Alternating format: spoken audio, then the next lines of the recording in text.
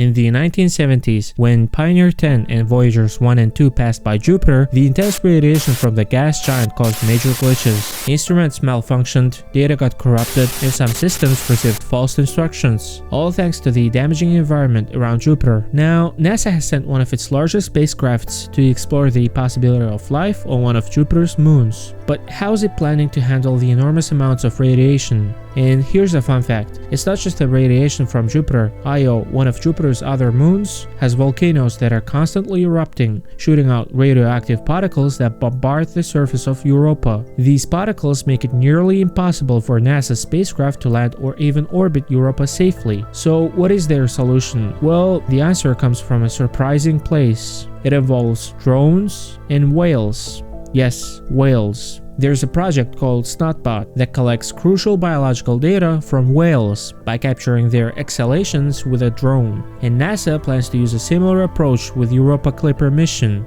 Instead of landing, the Clipper will perform a series of flybys, briefly orbiting Europa to sample elements ejected from Europa's water eruptions. And it's a brilliant, outside-the-box solution that minimizes time spent in heavy radiation and keeps the spacecraft much safer. Talk about a creative problem solving. And if you found this short interesting, don't forget to like and subscribe.